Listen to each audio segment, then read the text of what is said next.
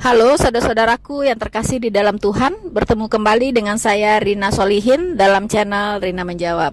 Teman-teman, apa kabar Anda semuanya? Saya berharap teman-teman semua dalam keadaan sehat dan selalu bersukacita dan tidak kekurangan satu apapun. So teman-teman, kali ini saya akan menanggapi sebuah peristiwa yang sedang viral, yaitu dibubarkannya sebuah acara ibadah, ya, dibubarkannya persekutuan doa yang terjadi di sebuah rumah kontrakan di Kota Padang, tepatnya di Kampung Nieh atau Kampung Nias, teman-teman, ya, di mana umat Kristen dari gereja GBI Sola Gracia, ya, itu sedang mengadakan yang namanya kebaktian doa. Ya, itu terjadi pada hari Selasa 29 Agustus 2023 di rumah seorang jemaat yang bernama Juni Zai, ya, seorang keluarga Nias, ya, sebuah keluarga Nias yang punya bayi kalau tidak salah, ya. Jadi ini sebuah keluarga kecil dan di sana mendapat giliran untuk mengadakan kebaktian doa dari gerejanya, teman-teman. Nah, di saat kebaktian doa berlangsung, tiba-tiba pemilik kontrakan, inisialnya adalah L, seorang ibu-ibu, dia ngomel-ngomel, ya. Kemudian dia mendatangi rumah kontrakan tersebut dan memecahkan kaca-kaca jendelanya, teman-teman. Wow, grausam sekali, ya. Sadis sekali, ya, ibu-ibu kok bisa seperti itu, teman-teman, ya. Seharusnya dia tinggal memanggil saja yang kepala rumah tangganya, kan.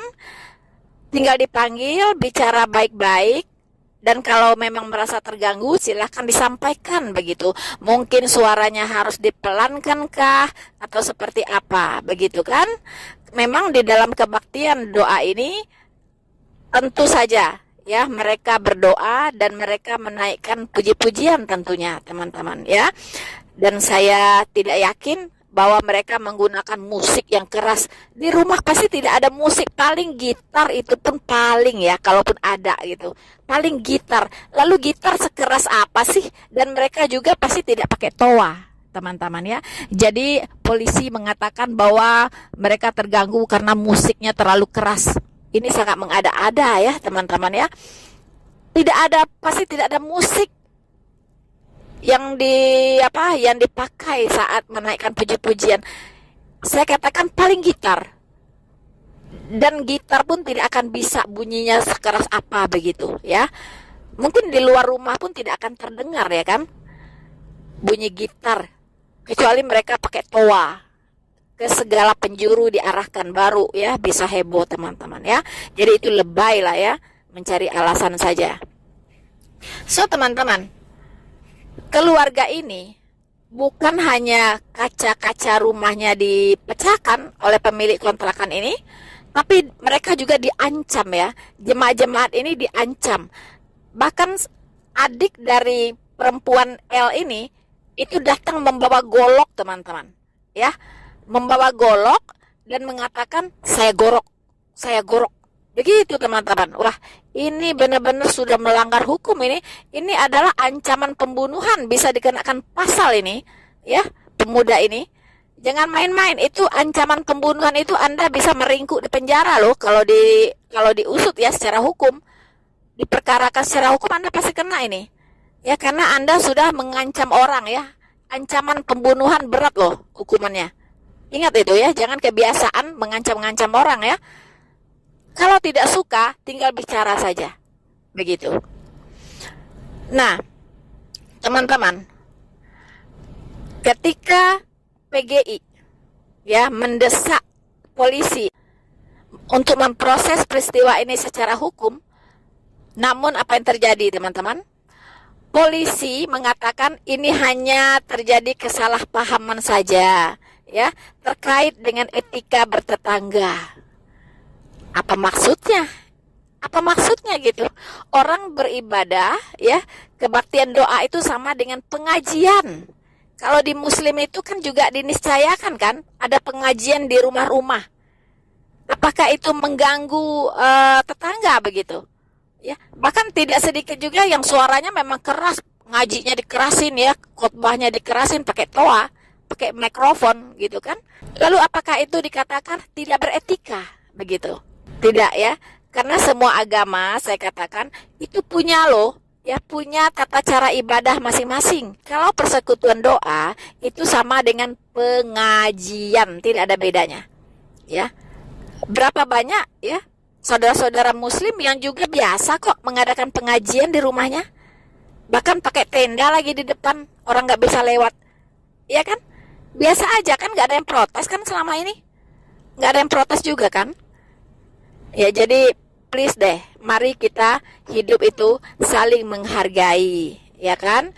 Nah jadi polisi mengatakan demikian, nah sehingga pelaku ini dipulangkan teman-teman, ya dipulangkan, tidak diproses hukum, ya karena katanya itu hanya kesalahpahaman saja katanya.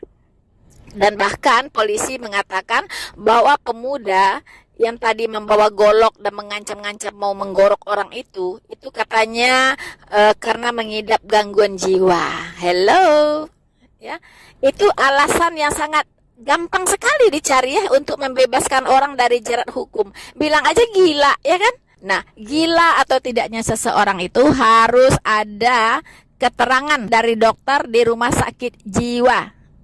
Ya kan? Harus ada visumnya, harus ada hasil labnya.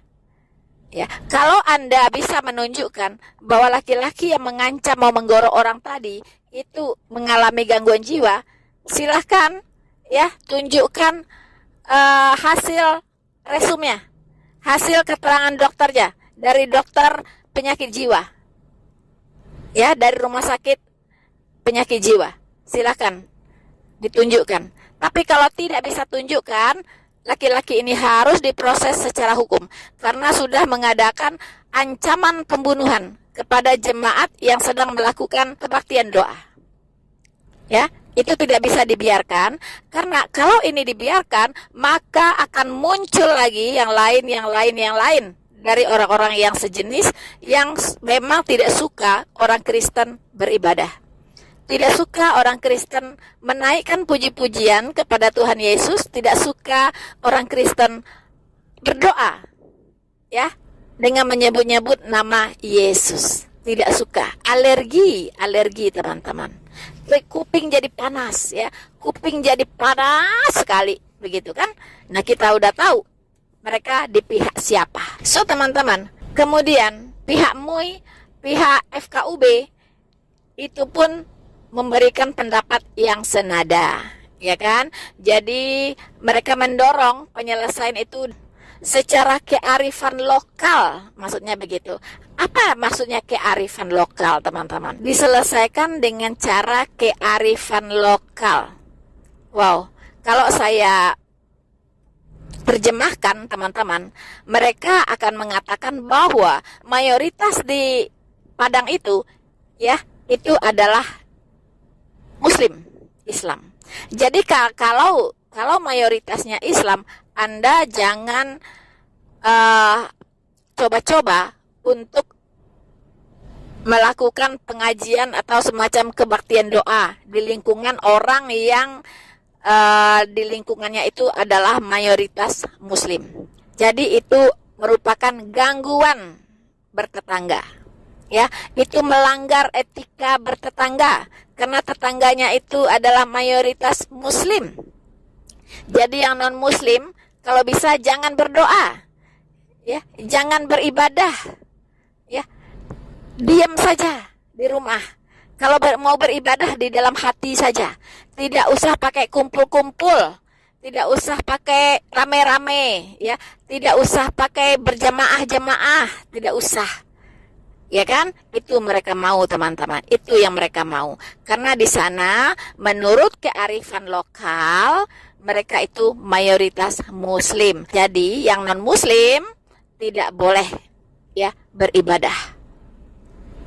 Teman-teman. Mungkin kalau beribadah ya di gereja saja, ya, tidak usah ada di rumah-rumah begitu. Begitu maksudnya, teman-teman, ya.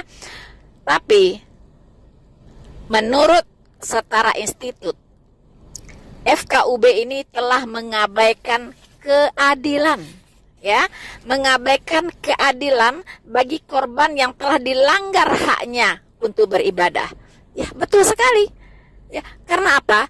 Karena Undang-Undang Dasar 1945 pasal 29 ayat 1 dan 2, ya, itu memberikan jaminan, ya, negara menjamin, ya, bahwa setiap penduduk loh, ya, setiap warga negara untuk beragama dan beribadah sesuai dengan keyakinannya. Negara menjamin. Jika negara menjamin, tidak ada satu orang pun ya bisa menghalang-halangi seseorang untuk beribadah.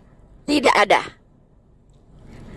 Kalau ada yang melarang umat apapun, ya, atau pribadi apapun yang ada di Indonesia ini, selama dia adalah warga negara Indonesia dan dia diganggu dalam beribadah, maka orang yang mengganggu ini melanggar konstitusi negara dan dia harus diproses secara hukum.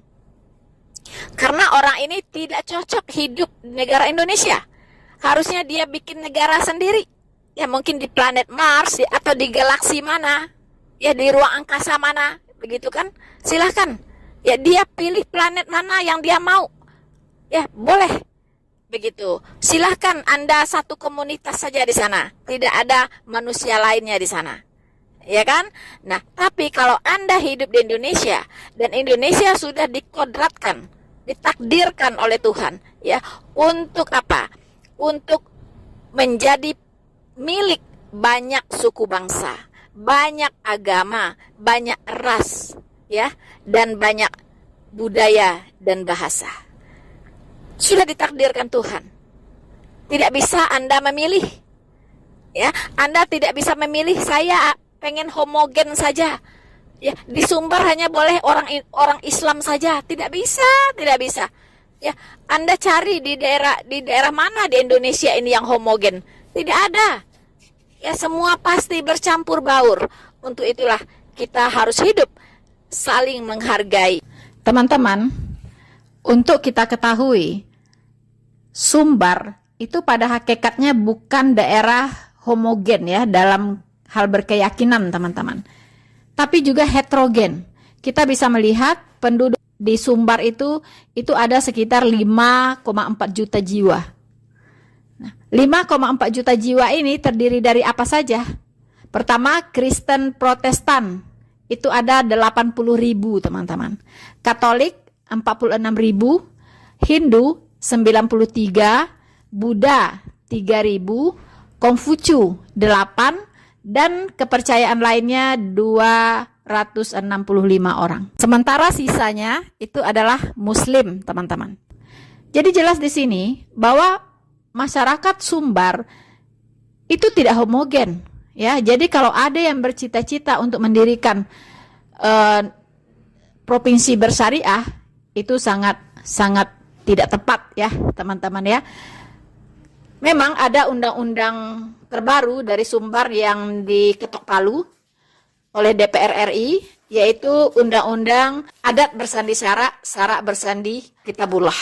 Ya, tapi ini dipantik bahwa itu tidak bertujuan untuk mendirikan provinsi bersyariah Islam seperti Aceh, tidak. Tetapi kita tahu bahwa kalau undang-undang itu bisa melahirkan undang-undang atau perda-perda yang bersifat syariat, teman-teman, ya. Perda-perda yang bersifat syariah, dan ini memicu terjadinya diskriminasi ya di daerah tersebut, teman-teman. Itu yang dikhawatirkan. Saudara-saudaraku yang terkasih di dalam Tuhan, untuk itulah adanya Pancasila. Supaya apa? Supaya kita bisa hidup rukun, damai, ya, saling menghargai antar sesama yang berbeda-beda. Begitu. Ya. Jadi tidak bisa memilih. Anda mau tidak mau, Anda siap atau tidak siap, Anda mau atau tidak mau, Anda harus bisa menghargai umat lain.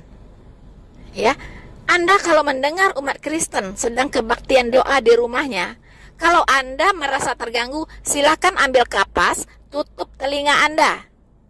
ya. Kuping Anda ditutup supaya nggak mendengar. Begitu. Ya, oke. Kalau umat Kristen sih Anda mau teriak-teriak, ya, mau seperti apa juga, mengaji kah, mau azan kah, mau apakah, nggak ngaruh. Iman orang Kristen itu sangat kuat. Tidak ngaruh mau berapa kali sehari gitu kan. Toa yang begitu keras suaranya mengarah ke semua rumah, ya. Pengajian segala macam tidak pengaruh. Tidak pengaruh, tidak menggoyahkan iman orang Kristen. Tetapi kalau Anda mendengarkan orang Kristen berdoa, menaikkan puji-pujian kepada Tuhannya dan Anda merasa terganggu, silakan ambil kapas, sumpel tuh telinga. Ya, supaya tidak mendengar. Lebih baik seperti itu daripada merusak kerukunan hidup beragama di negara ini. Ya, jadi kalau bisa ada pengusaha nggak yang menciptakan sumpel telinga itu ya, untuk orang-orang yang tidak mau, yang merasa terganggu mendengar orang Kristen beribadah. Pasti laris manis itu. Ya, pasti laris manis. Jadi teman-teman, saya kira perempuan L yang pemilik kontrakan ini bisa juga dikatakan gila juga gitu. Ya kan? Sama dengan adiknya yang mau golok. Kenapa? Karena dia mengatakan, suka-suka saya dong. Saya memecahkan kaca dari rumah saya, rumah-rumah saya, kaca-kaca saya. Ya, saya tidak mengganggu kalian ibadah. Saya cuma memecahkan kaca rumah saya kok. Wow. Ngelesnya bukan main ya, tapi bodoh sekali, tolol, ya kan? Bicara seperti itu. Hanya orang gila yang memecahkan kaca rumahnya sendiri. Ya mungkin nanti polisi bilang dia gila juga gitu, supaya tidak diproses hukum. Ya kan? Begitu. Tapi silahkan ya Pak Polisi, disiapkan keterangan sakit jiwanya dari dokter ahli jiwa, dari rumah sakit jiwa yang ada di Padang itu. Itu saran saya. Saudara-saudaraku yang terkasih di dalam Tuhan, untuk sedikit menambah wawasan, teman-teman, bagaimana sih kok ada suku Nias ya? Kok ada sih suku Nias yang beragama non-muslim di Kota Padang? Bahkan di Sumbar ya, teman-teman, mereka tersebar. Karena mereka memang adalah perantau. Mereka merantau ke Sumatera Barat itu sudah dari abad ke-17, teman-teman. Bahkan tercatat bahwa Nias itu, orang Nias itu atau suku Nias itu adalah salah satu suku pertama yang menghuni Kota Padang, teman-teman. Bayangkan, suku pertama ya, salah satu suku pertama yang menghuni Kota Padang. Wow. Jadi bukan pendatang baru, teman-teman ya. Mereka sudah dibilang lah penduduk sanalah begitu. Sudah tidak bisa lagi dikatakan mereka pendatang baru atau datang kemudian. Tidak. Ya. Karena apa? Karena memang orang-orang Nias ini itu perantau ya, dan mereka didatangkan ke Kota Padang di zaman Belanda itu, di zaman VOC dulu, untuk menjadi pekerja ya, untuk membangun infrastruktur yang ada di Kota Padang, teman-teman. Nah, karena itu mereka banyak memilih tinggal di daerah-daerah pesisir pantai ya, termasuk di Puruy ya. Di Puruy, teman-teman.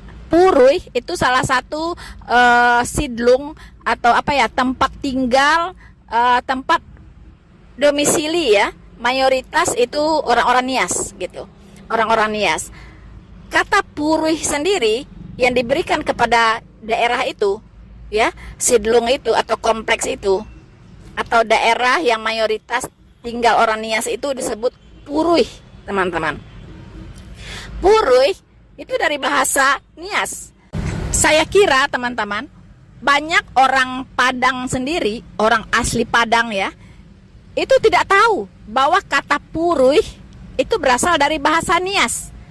Mereka membunyikannya Furuy, karena orang Nias itu tidak bisa membunyikan huruf P, jadi mereka menyebutnya Furuy ya. Orang Padang menyebutnya Puruy, teman-teman ya. Nah, itu artinya adalah melipat ya.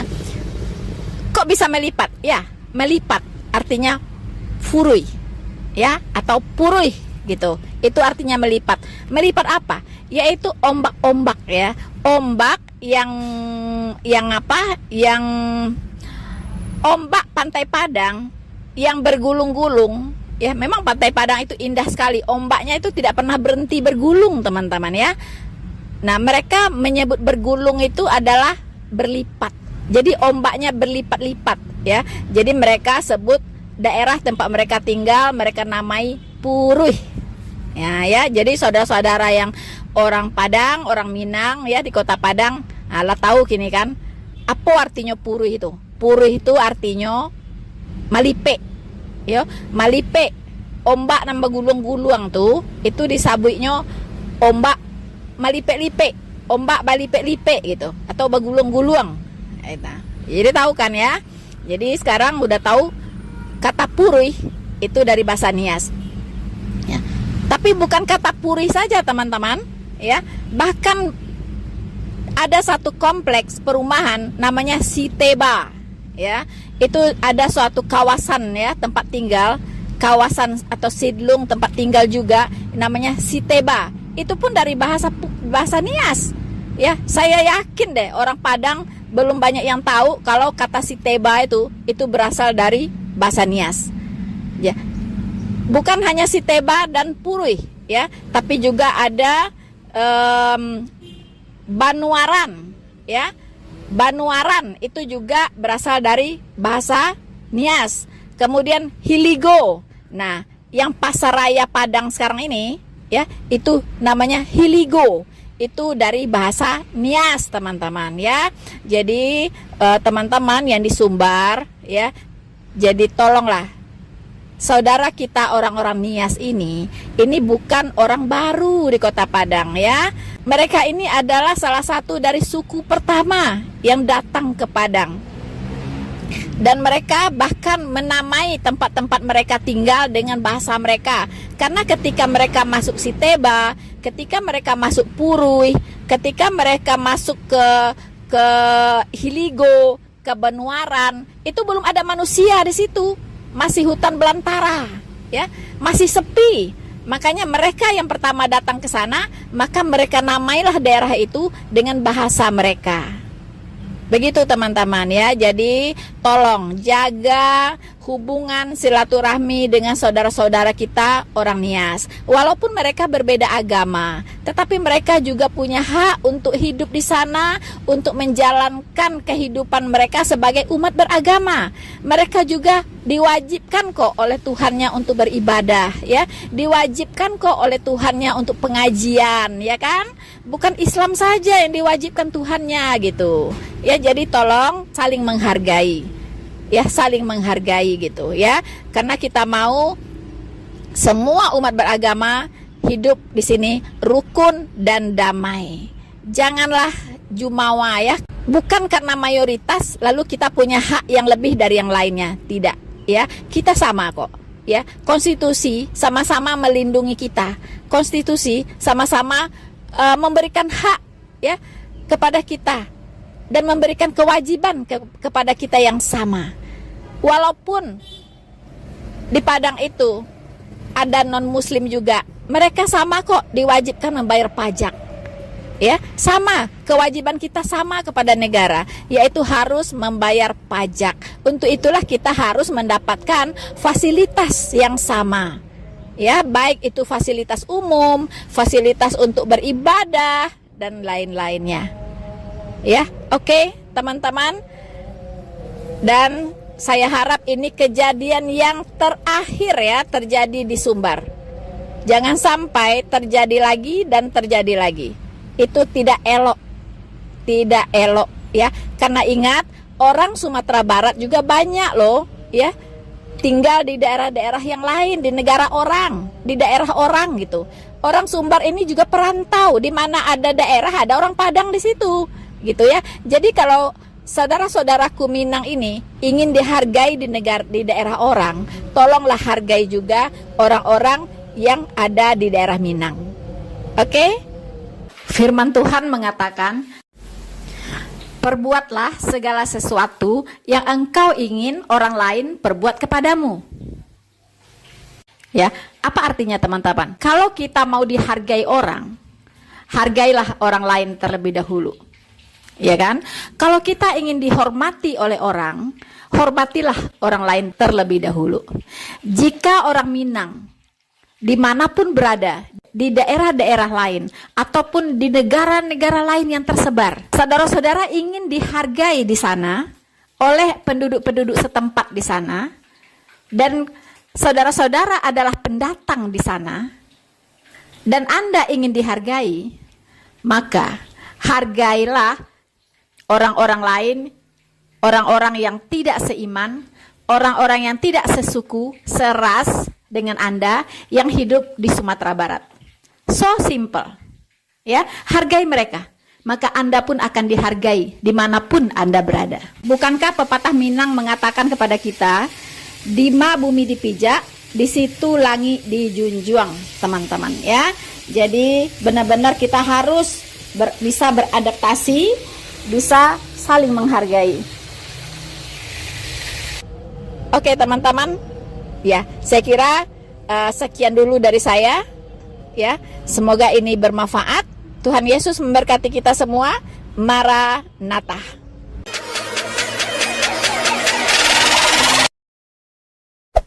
Hey there. Subscribe to my channel. And also press this bell icon.